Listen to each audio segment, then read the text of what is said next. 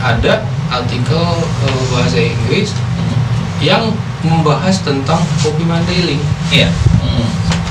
Aku kan dari Mandailing gitu. Iya.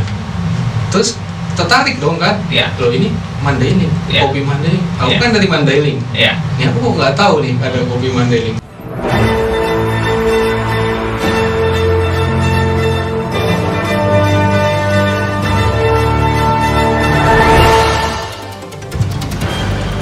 Assalamualaikum warahmatullahi wabarakatuh.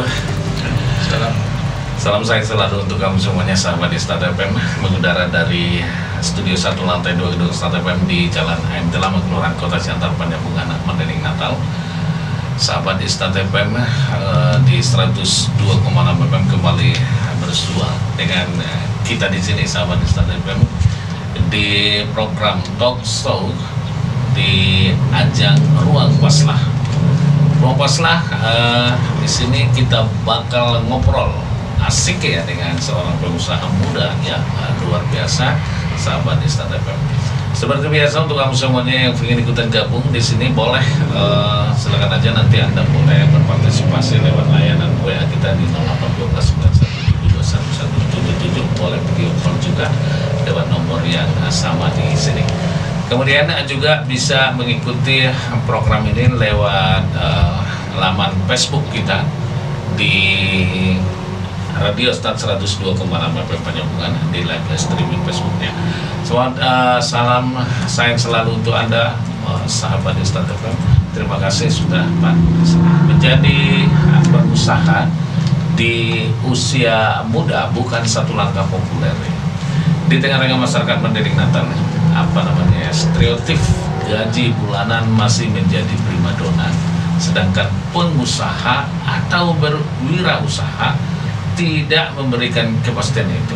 Karena apa? Karena bagaimana kita bisa mengelola, memanage usaha kita itu, maka stereotip gajinya itu makin banyak gitu ya. Tapi kalau kita kurang kreatif, di sini fluktuasinya. Tak mengherankan hanya sedikit yang berani mengambil jalan itu. Banyak yang berhasil, namun tidak sedikit pula yang gagal. Nah, sahabat di Start FM, Ruang Paslah edisi kali ini mendatangkan tamu spesial, seorang anak muda yang menggeluti usaha gerai kopi yang belakangan ini cukup booming di Bumi Kordang 9 atau di Kabupaten Mandailing, Natal. Apalagi kopi Mandailing sudah dikenal dalam dunia internasional sejak ratusan tahun yang lalu. Nah, sahabat di Start FM, ini dia narasumber kita, Alrido. Kali ini kita bakal mengupas dan mengulik perjalanannya lewat temanya kopi dan inspirasi. Gimana? Mas atau abang? Ini bang. Panggil nama aja, Pak. Panggil nama ya. Adam bisa. Adam ya, biasa dipakai Adam ya. Iya, boleh. Adam Sabdam, Adam Rido ya. Kalau begitu, sahabat di Start FM, mau ngopi dulu. Oke, selamat datang di studio kita nih, di Ruang Paslah. Kita hadirkan beberapa orang yang dapat memberikan inspirasi ya buat masyarakat dimanapun Anda berada. Nah, Saddam ya, ini Rido, Adam ya, biasa banyak sih yang manggil Saddam, tapi ada juga yang manggil Rido, bebas lah. Bebas ya. Yang lebih menyenangkan dipanggil apa? Saddam sih. Saddam ya. Iya. Pikir yang lebih menyenangkan dipanggil Jack gitu ya. Beda ya, jauh ya. Jauh. Beda dunia. Saddam Rido sama namanya Saddam Aldiro, dipanggil Jack gitu kan. Jauh ya. Oke. Nah, sebagai seorang anak muda, katakanlah orang muda ini atau sebutlah kaum milenial sekarang ini yang dalam pandangan umum dikenal sebagai generasi yang kaya dengan kreativitas, tapi diikuti oleh daya juang yang rendah sehingga mudah menyerah gitu. Tapi hal ini sepertinya jauh dari Anda. Apa yang membuat Anda memilih jalur wirausaha dibanding kerja kantoran, kerja pada perusahaan munafik, katakan begitu. Tapi Anda memilih berusaha, apalagi dalam kali ini itu usaha gerai kopi. Apa yang membuat Anda itu? Iya, sebelumnya perkenalkan dulu ya. Saya Saddam Alrido, Mandailing Coffee. Owner dari Lopo Mandailing Coffee ya. Iya. Ini cabangnya udah banyak ya? Ada 3 ya. 2 di Penyambungan, satunya lagi di Kota Medan. Itu berlokasi di Jalan STM. STM ya. Gang di pertigaan Gang Sukacita. Kawasan elit juga STM itu ya. Persis di sebelah di ini Fakultas Kedokteran Gisu. Jadi ya mungkin orang-orang Mandailing di sana itu familiar lah. Familiar ya sama. Soalnya kan area. Oke, orang Mandailing itu ya. Iya. Jadi ada 3 cabang sekarang. Kenapa milih berwirausaha? Alasan yang pertama ini, sebelumnya saya tuh sebenarnya basicnya orang kantoran. Basicnya orang kantoran. Dari latar belakang pendidikan atau? Latar belakang pendidikan saya sarjana ekonomi. Lulusan Universitas Telkom. Universitas Telkom ya. Jurusan akuntansi. Ini jurusan ini paling banyak loh peluangnya untuk bekerja saat ini gitu ya. Karena akuntansi ini kan bisa di mana-mana. Bisa di mana-mana gitu ya. Oke. Iya. Terus memilih untuk berusaha di kopi itu? Kenapa milih kopi? Alasannya pertama, setelah bekerja sekitar 2 tahun di bank, salah satu bank swasta di Indonesia. Kemudian pernah juga bekerja di salah satu perusahaan farmasi terbesar di Indonesia juga. Itu Sanbe Pharma di Bandung itu kemarin. Sebelum akhirnya memilih untuk terjun di kopi. Alasannya sih sederhana aja, Pak. Kemarin itu dulu saya ini kan orang rantau. Iya. Artinya dari tamat SMP saya sudah keluar dari Penyambungan. Aslinya orang mana sih? Aslinya kalau dibilang warga suku Mandailing, saya bukan Mandailing. Suku Peranakan. Bapak itu keturunan Pakistan, ibu Minang. Bapak dari Pakistan, ibu Minang. Tapi berdomisili di Penyambungan di Mandailing ya. Saya lahir di Mandailing, sampai SMP di Mandailing. SMP sekolahnya dulu di mana? Di sini SD 4 sama SMP 1. SD 4 sama SMP 1. Kemudian pindah ke Sibolga untuk melanjutkan sekolah di Matauli di SMA plus Matauli Pandan. Kemudian pindah ke Bandung untuk kuliah di Telkom. Itu berapa tahun di Bandung? Sekitar 6 tahunan. 6 tahunan ya. Iya. Beraktivitas di situ. Iya, betul. Oke. Lalu kita kembali ke kopi tadi. Itu yang mendorong Anda untuk menjalani atau menggeluti usaha kopinya. Ya kemarin itu sebenarnya sebagai anak rantau itu jujur satu aja yang perlu digarisbawahi. Ibaratnya saya kan hidupnya lama di rantau. Iya, jadi satu hal yang harus saya garis bawahi, saya harus punya yang namanya jati diri. Jati diri itu penting ya. Ini harus digaris bawahi, jati diri. Jadi saya kan netral nih. Netral ya. Dibilang orang Mandailing bukan, dibilang orang Indonesia iya, dibilang keturunan Pakistan juga iya dan segala macam. Cuman saya harus punya jati diri. Saya memutuskan karena saya lahir di Mandailing, maka Mandailing lah jati diri saya. Dari semua karakter, perilaku, adat istiadat gitu, itu berarti kan jadi orang Mandailing. Iya, saya memutuskan jati diri saya Mandailing gitu di tanah rantau. Cuman begitu teman-teman dulu di perantauan nanya, Mandailing itu di mana sih? Masih nanya mereka? Masih. Sampai hari ini pun masih. Sampai di tahun berapa yang masih menanya di mana Mandailing? Selama di rantau pasti. Mandailing itu di mana? Akhirnya saya nggak bisa jawab tuh. Padahal kopinya udah populer gitu ya. Belum, justru orang lokal itu lokal ya, belum. Ya, domestik itu masih banyak. Jadi saya selalu jawabnya ya udah Medan gitu ya. Secara geografis Medan sama Mandailing itu kan jauh, Pak. Jauh banget. Jaraknya itu ratusan kilometer. 500 sekian ya. Perjalanannya aja semalaman penuh lewat jalur darat itu kan. Jadi itu Medan sama Mandailing beda. Iya. Jadi begitu saya bilang saya dari Mandailing, pasti diam. Setelah saya jawab itu dia bingung, mikir kan, ini Mandailing di mana? Gitu. Sebelum Bobby menikahi Kayang ya. Kayaknya. Itu yang sekarang nggak populer Mandailing karena memang presiden punya mantu orang Mandailing begitu kan? Bisa jadi ya itu Iya. ini ya. Oke. Tapi sebelum itu memang saya kekurangan jati diri. Kekurangan jati diri. Begitu Anda menemukan jati diri itu, katakanlah Anda memastikan seorang Mandailing, lalu Anda mempopulerkan dengan niat untuk bisnis kopi Mandailing. Iya. Apakah ada Secara- relasinya ke situ? Ada. Iya. Secara tidak sengaja itu. Awalnya dulu waktu kerja di kantor, waktu itu masih di Pondok Gede ya, Iya. Jatiwaringin di Jakarta, Bekasi. Saya emang ada penyakit insomnia. Jadi Yang sulit tidur itu ya. waktu itu jam 2 pagi gitu. Saya baca-baca karena kesulitan tidur, akhirnya saya buka laptop, baca internet beberapa literasi, mungkin itu entah apa blogspot atau apa segala macam. Iya. Nggak sengaja melihat ada artikel bahasa Inggris yang membahas tentang kopi Mandailing. Iya.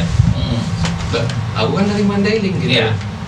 Terus tertarik dong kan? Iya. Loh ini Mandailing, Iya. kopi Mandailing. Aku Iya. kan dari Mandailing. Iya. Ini aku kok nggak tahu nih ada kopi Mandailing. Selama ini dulu itu di Iya. tahun 2013 atau 2014 awal tahunnya kopi Mandailing itu adalah kopi takar.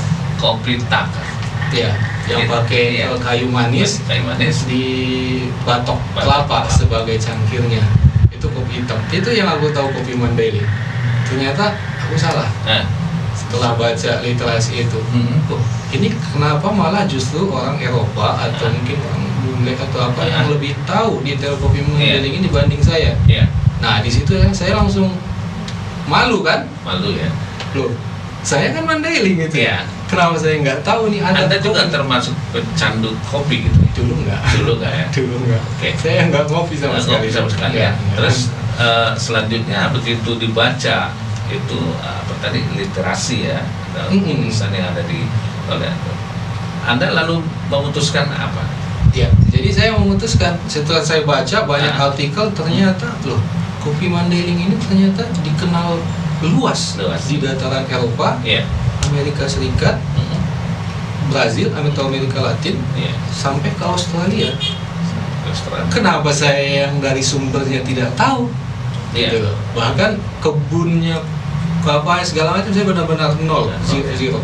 Dalam tulisan yang Anda baca itu ada nggak di situ disebutkan kopi Mandailing itu di mana kebunnya atau di dataran seperti apa gitu ada di situ ya? Sejarahnya memang ada. Sejarahnya ada ya. Dimulai dari mungkin sekitar tahun 1609 ya. Itu dulu VOC bahwa VOC, Mandailing ya. itu ke dataran Sumatera ini lewat di Pakantan kalau nggak salah. Memang rata-rata di mana-mana banyak lopok kopi. Bagus. Lopok kopi gitu ya. Bagus, Pak, bagus. Kalau bisa sih sepanjang jalan ada. Lopok kopi itu tempat pembahasan gitu ya. Iya. Bahas apa aja bisa Iya. tuntas di situ ya. Iya, saya malah senang kalau makin banyak dibuka malah senang saya. Gitu ya. Iya. Baik, sebelum timbulnya gerai kopi di Mandailing ini, masyarakat cenderung hanya mengenal kopi ya. Kita tahu memang yang notabene adalah di warung-warung itu tadi di lopo-lopo itu kan. Iya. Lopo-lopo kopi. Tapi waktu itu juga dominan di lopo-lopo itu kopi dari luar. Dari Pasaman gitu kan. Ada Iya, Pasaman itu populer juga gitu Iya. kan. Dari luar lah kan. Iya. Nah, di warung-warung kopi itu semisal ada Arabica atau seduhan Americano lah atau Iya. Sanger itu kan masih jarang itu bagi masyarakat kita. Aku aja belum tahu nih kopi Sanger seperti apa gitu kan artinya. Katakanlah masyarakat Mandailing itu masih sangat jarang itu yang model seperti itu. Nah, kenapa memilih kopi? Memilihnya dari segi gimana? Dari jualan itu kan. Oh, jualannya ya. Padahal ini kan belum familiar gitu, belum populer sama masyarakat kita berani membuka gerai kopi yang seperti itu di Penyambungan. Iya, benar. Jadi seperti ini Pak, kayak saya pernah baca artikel dia itu kalau kita mau berusaha, kebanyakan orang kan pengen usaha itu satu dia tujuannya profit. Ya, keuntungan Pasti kan, ya. keuntungan. Makanya dia kadang sering salah jalan atau linglung. Karena apa? Dia pikiran cuma satu, profit. Sebenarnya kalau untuk teman-teman yang masih muda atau misalnya yang pengen berwirausaha dan lain segala macam. Iya. Kalau kita soal kan ada niat kan. Nah, sekarang itu udah nggak tepat kalau niat kita itu purpose-nya atau tujuannya itu melulu soal profit, Iya. atau cuan atau uang, Iya. kayak gitu. Karena apa? Kita lambat laun, lama kelamaan kita akan nggak punya arah. Jadi bahkan kalau ingin berwirausaha atau Iya. mau membuka usaha, maka pertama tujuannya dulu nih. Tujuannya ya. Tujuannya apa? Iya. Apa? Kalau saya punya keyakinan bahwasanya berdagang itu adalah 9 dari 10 pintu rezeki. Itu Iya. keyakinan saya. Itu keyakinan Itu keyakinan saya. ya. Ya, dan terbukti sekarang. Iya. Dengan saya membuka bisnis, Iya. banyak sekali manfaat yang bisa saya ambil dari bisnis ini. Hmm. Tidak cuma saya saja, banyak semua. Salah satu apa manfaat dari bisnis ini? Pertama, di luar profit tadi. Di luar profit ya, Iya. kalau profit berarti ke owner ya, berarti. Owner ya. Nah, di luar itu ya Di kita luar. nggak bilang ya. Iya. Kenapa? Pertama adalah saya bisa membuka lapangan pekerjaan.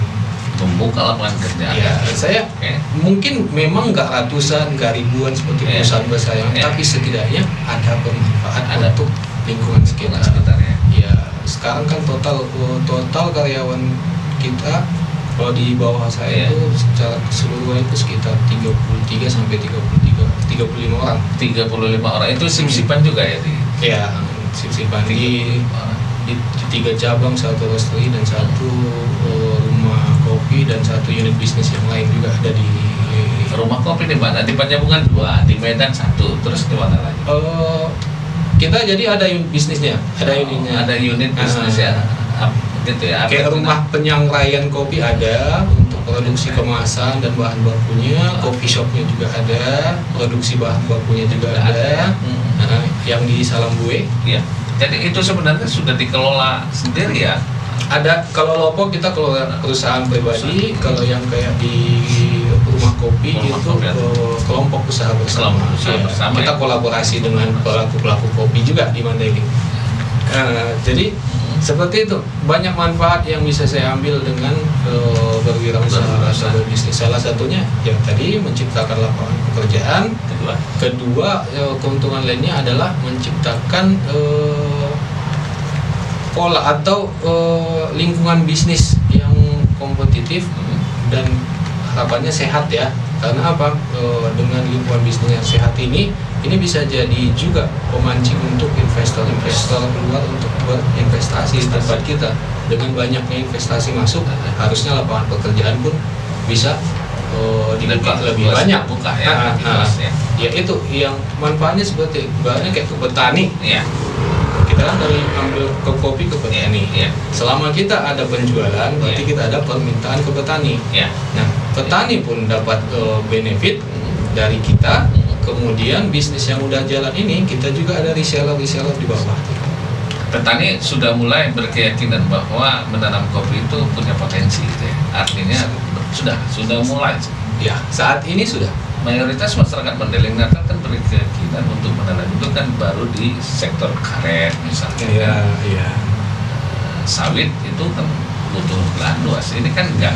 Iya. Bisa nggak mereka diberi jaminan, katakanlah berkeyakinan bahwa menanam ini bagi petani menanam kopi itu dengan permintaan dari sekitaran sini saja tidak keluar misalnya bisa hidup.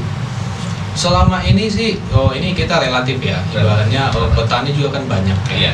Kadang, tapi menurut saya permintaan akan kopi Mandailing itu pun sebenarnya masih banyak aja di luar konsumsi kita gitu kan. Iya. Kalau dari Lombok kan hanya sebagian kecil saja. Sebagian kecil. Kalau dari tahun 2000 data dari Menteri Perdagangan di tahun 2014 aja itu ekspor kopi Mandailing itu aja sampai 79.000 ton dalam tahun berjalan itu. Tahun itu terpenuhi nah?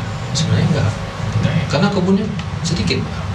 Kebunnya sedikit. Ya, pertanyaannya kan dari mana ya? Butuh modal ya sama invest ini ya. Itu enggak. Jadi yang jadi masalah di lapangan sekarang ini adalah karena itu tadi kita kembali lagi kita kehilangan jati diri. Ibaratnya orang luar sana itu mengenal baik betul kopi Mandailing, sementara kita di lokal sini masih seperti itu.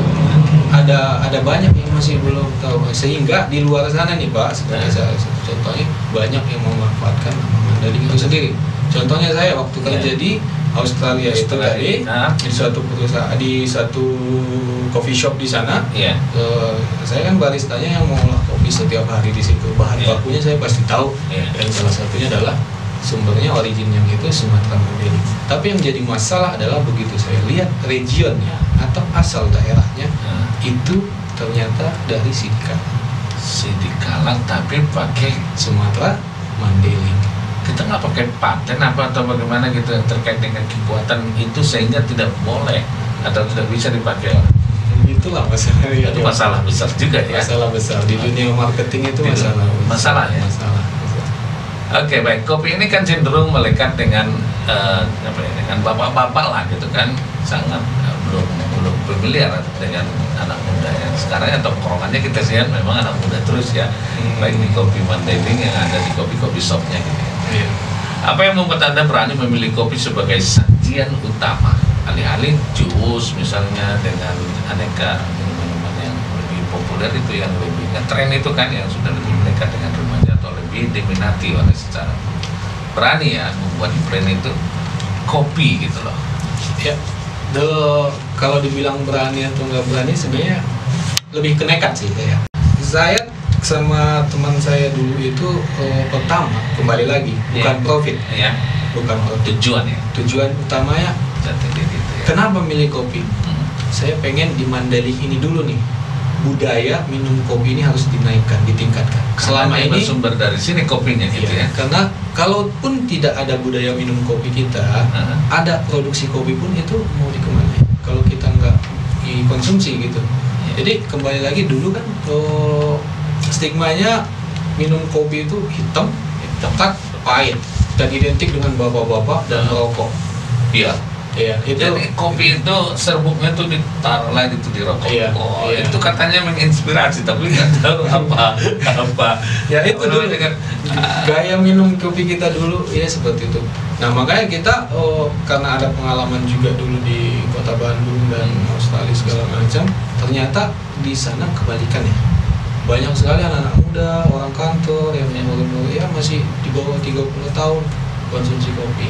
Jadi ibaratnya ini pun bisa gitu, budaya kopi kita seperti mereka pun bisa gitu. Intinya kita hanya harus mencari variasi olahan kopi yang cocok dengan lingkungan ya. Nah, ibaratnya kalau di sini kan di Penyabungan atau Mandailing. Di lingkungan Mandailing seperti apa sih yang diinginkan mayoritas atau banyak masyarakat kita termasuk anak muda itu? Apa kopi apa yang mereka inginkan? Racikan apa gitu? Dulu ini sejarah pengalaman. Dulu itu awalnya kopi kan ada dua ya.